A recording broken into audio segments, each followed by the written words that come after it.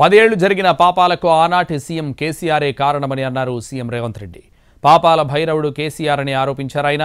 కృష్ణా జలాల దోపిడీకి కారణం ఎవరు, చేపల పులుసుకు ఆలుసిచ్చింది ఎవరు అనేది తేలాలన్నారు సీఎం రేవంత్ రెడ్డి. రావు గారిని సభలోకి రమ్మనుండ్రి. చంద్రశేఖరరావు గారు వచ్చినాక, ఎందుకంటే 10 సంవత్సరాలు జరిగిన పాపాలకు వారు కారణము. పాపాల భైరవుడి సభలోకి వచ్చి చర్చ చేస్తే తప్పకుండా మేమందరం కలిసి సమాధానం చెప్తాం. వారిని సభలోకి రమ్మనుండ్రి, చర్చ చేద్దాం.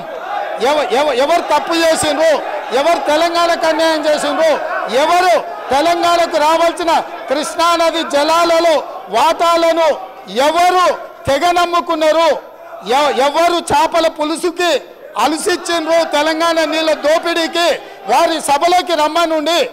చంద్రశేఖరరావు గారి సభలోకి వస్తే ఎంతసేపు అయినా మీరు మైకి అండి అధ్యక్ష.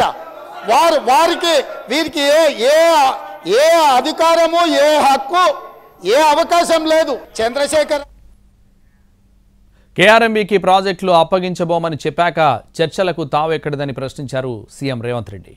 సభకు వాళ్ల నాయకుడు ఎందుకు రాలేదని ప్రశ్నించారు ఆయన. కేసీఆర్ రాకుండా వీళ్లు చెప్పే మాటలకు విలువే ఉండదని, పార్టీ యజమాని రావాల్సిందేనన్నారు సీఎం రేవంత్ రెడ్డి.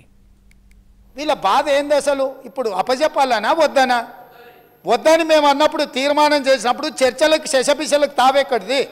100% ఈ ప్రభుత్వం ప్రతిపాదించిన ఉత్తమ్ కుమార్ రెడ్డి గారి సభలో ప్రవేశపెట్టిన తీర్మానానికి అన్కండిషనల్గా మేము మద్దతు ఇస్తున్నాము.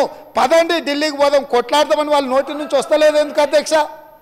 అసలు వాళ్ళ నాయకుడు ఎందుకు రాలేదు, ఎందుకు ముఖం చాటేసిండు అంటే, ఈరోజు ఇక్కడికి వస్తే వీళ్ళకెవ్వరికి విలువ లేదు అధ్యక్ష. పార్టీలో వీళ్ళ మాటకు విలువ లేదు, మనుషులకు విలువ లేదు. పార్టీ యజమాని, ప్రతిపక్ష నాయకుడు వారు వచ్చి మాట్లాడాలి ఇక్కడ.